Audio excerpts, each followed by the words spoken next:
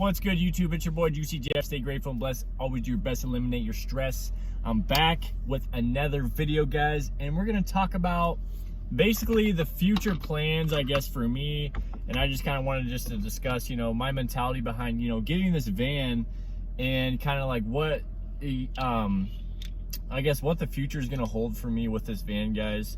And basically, I love this van. It's always been a dream of mine to get this van, or just to get a van build in general. But guys, the reality is,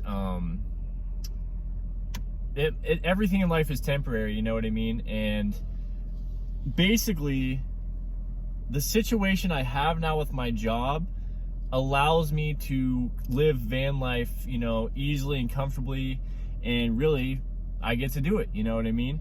And it would be way harder, obviously, if I didn't have this situation where I can park at work and I can always have a spot to park, you know what I mean? That's really one of the main thought processes behind getting the van, guys.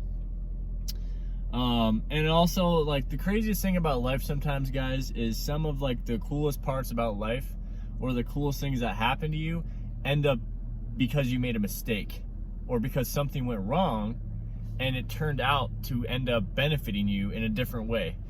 This Prius is a great example, right? I got this Prius that has a problem with it, and it caused me a lot of grief and a lot of unhappiness. And ultimately, the unhappiness this Prius has brought me, and like the just, I guess, the fear of it breaking down and me not having a backup vehicle, kind of catapulted me into getting this van, right? Because this van, not only is it the van of my dreams, and I love it, and it's a great conversion van, but it's also a reliable vehicle that I can have as a backup for if this goes wrong and I got to take this to the shop and they keep up there for months. So really, like, this van came from the mistake of buying this Prius, guys, if that makes sense. And I'm not saying in life go out and make a bunch of mistakes, but I'm saying, if you never in your life make a mistake, then you're never going to have that opportunity to grow and to see things in a different light, and to turn away, like, from regular decision making. That's kind of like this, I guess you call it spirituality, like when stuff like this happens. Because if I didn't make the mistake of buying this Prius, guys, I wouldn't have the van. So that's like one side I wanted to talk about today, guys. But the other side of it is, once my time, I guess, is up with either my job or the situation where I get to camp there all the time, because eventually it will come to an end, and I'll probably have to, honestly, I was thinking about it, if it did come to an end, guys, and I couldn't park there anymore, and I, would be stuck with the two vehicles. Obviously, I can get a unit or a storage unit or something and store one of the vehicles in there, but that's just totally something I don't want to do. So if I knew what was coming and I knew I couldn't park there or something, let's say, the company comes under new ownership or something, and then I just don't want to work there, or they won't let me park there, something like that, what I would do is I would probably sell the van if I had to. When it came down to the Prius or the van, honestly, even though the Prius has an issue with it, I would probably sell the van just to get back my capital and my money.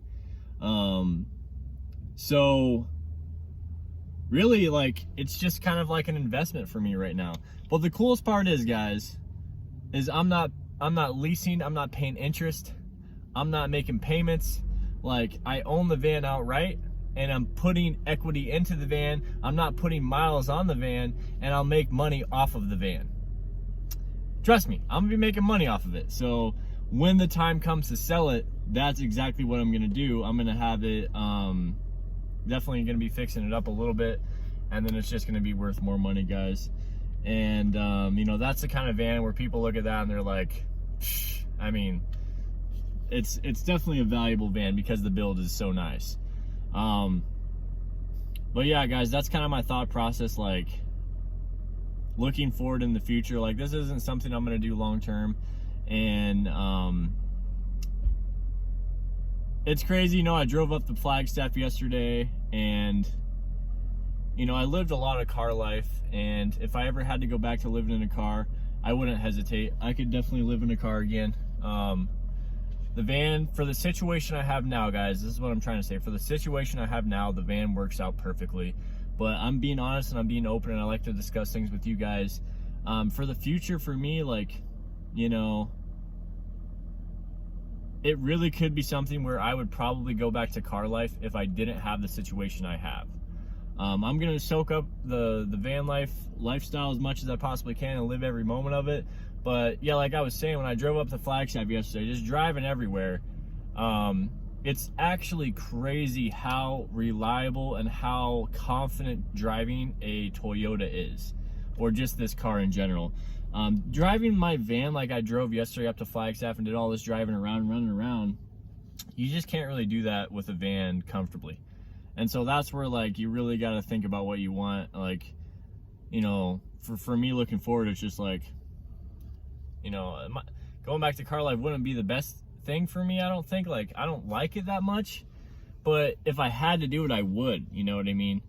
And, you know, what it comes down to, guys, is like, you know, when the situation ends that I have, that would probably be the case for me.